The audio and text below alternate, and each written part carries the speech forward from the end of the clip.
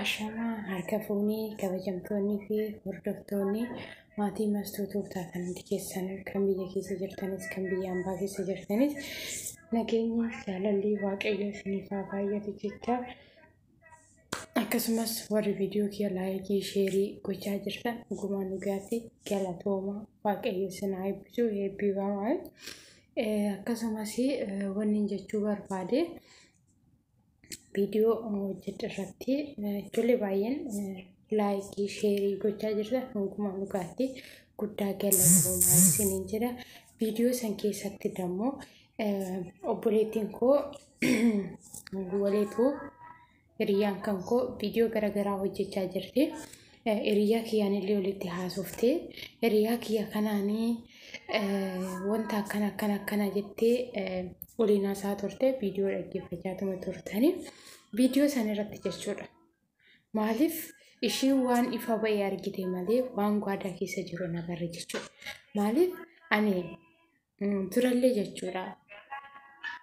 Namni kuni wanti akkanaa barii maaliif waanuma barbaadellee hodoo ta'ee namni tokko jechuudha.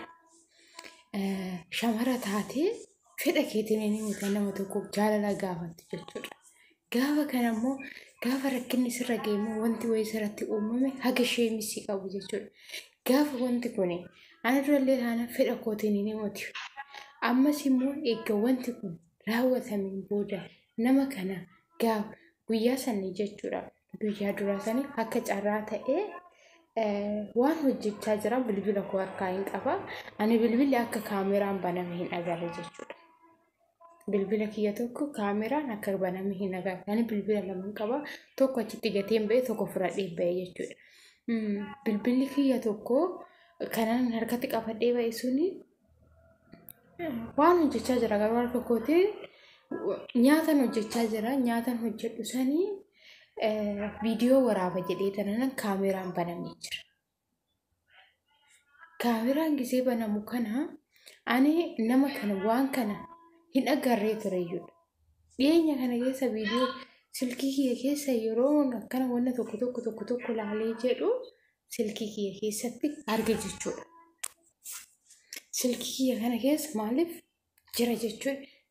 Maaliif waan irratti raawwatame san waan silkiin kiyya waraabe san baay'eetti sheemina qabi jechuudha gisee sanitti.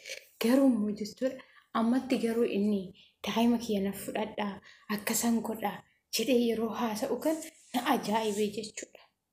Maaliif ani akkuma dura viidiyoo duraati irratti illee hojjedhe ani daa'ima koo hin kennu. Maaliif jennaan ani hin kennu. Maaliif jennaan sababoota hin kennineef hin qaba gaafa jirra kedde guyyaan wanti kuni akka narratti silaa raawwatame ka sa'aatii sanitti dhuffadheen jira gaafa nu biratti beeku gaafa nan ibsuuf mana kiyya na diiguu barbaadda ani nama akkana wajjin nama tidaarii qabu sila ta'eefu tidaarii kiyya na hiikuu barbaadda namni kun naan jedhee sa'aatii sanitti ofirra na xarfaafee raawwate amma garuu immoo sa'aatii ani daa'ima kiyya harkatti qabadhee jedhuutti akkamitti na gaafachuu dhufe kaleessa eessa dhaqe kaleessa gisee san eessa dhaqe har'a hambirri anna dorsisu kaleessa eessa dhaqe gizeen ani wanti akkana bara anarratti raawwatamee jira ofii keetiin irratti raawwattee maalidhaaf har'a haati manaa koo maallaan jette namni maallaan jedha kan naan jette har'a dhugaa dhaggeeffadhu walee jechuudha. Maaliif ani mistira kana baasuu hin barbaanne jechuudha. Ani viidiyoo safilafiitii kana baasuu walaa hin baasu ka maaliif kuni gabanaa kooti ka garuu immoo nanaasa akka afaan kootiin. Har'a kan birrii hagana nan kaffala waan akkana nan godhaaf jedhee sitti haasa'u gaafadhu akkuma achitti hojjanaasaa jirtu sanitti gaafadhu. Kaleessa gaafa waan akkana narratti raawwatee wanta akkana narratti raawwatamee jira. Sababa saniifiyyuu ani maal gochuu hin qaba gaafa nan isaan jedhsani ani haadha manaa tiyyatu naaf caalaan jedhee haga ittiin na doorsisu sani har'a maaltu dhufeef har'a maaltu saagee maaliif kanaan taalalee na doorsisee yookiin akkanani daa'ima kootas narraa fudhatee akkan yookiin mana isaatti deebi'ee sararatanyaa ammas isaaf ta'u barbaadamu moo biyya kun nagalchuu barbaada moo maal gochuu barbaada? Anaaf gaafiidha.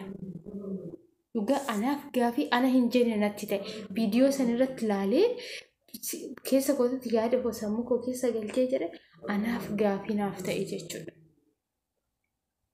Gaafii ana hin jenne naaf ta'e sababa isaaniif iyyuu jechuudha. Obboleettii koo narraa dhaabi namicha gandaa achumatti akkuma jiraataa jirtutti achumatti hojjumaa fidhe jechuudha. Inni ati goddanyaa soosannaati jedhee dhufee sitti himatee miti sin beeku ana beeka malee sababa saniif ati immoo ana beekta malee isan beektu. Maaliif jennaan diimaa ta'e gurraacha ta'e nama kana isan beektu. Garuu immoo ana na beekta. Ana na beekta. Ana akka mastuutuuf ta'e unkaan asitti wanti biyyattis na beekta. Garuu immoo boruuf har'aa fi boruuf miidhaa sirraan gahaa jechuudha. Namni kun deemee laal amma afaan itti shalataa amma afaan itti haasaa boru osoo bakka itti hojjetu sanitti rakkina wayii sirraan ga'e sababa ishiitiif naan jechuuf ani garuu hin beeku. Ani kana keessa hin jiru.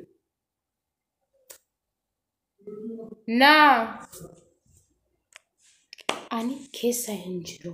Sababa saniifiyyuu dhiifaa manaaf godhii akkuma achitti wajjin naasofte achumatti hojjifiti akka gara koo hin dhufne atis innis ani bolorraa qabee indoom yuutuubii keetiyyuu akkanarratti hin dhufne ofirraa si hidha jechuudha bakka.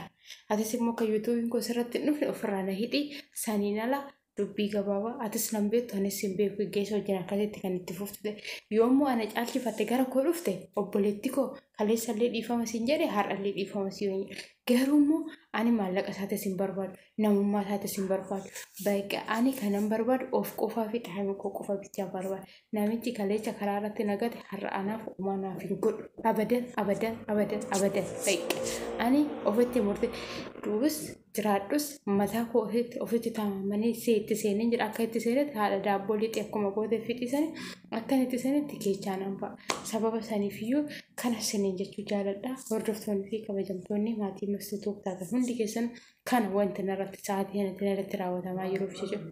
Namni kaleessa gatee na bira darbe har'a deebi'ee na shillachuu barbaada. Seeneen jechuu jaaladha haga viidiyoo biraatti walitti deebinutti turtii gaarii isiniif haa ta'u baay'ee isin jaaladha baay'ee isin kabaja garuu immoo gochi hiriyyaan irratti gochaa jirtu kana fakkaataa seeneen jechuu jaaladha nagaan naa tura.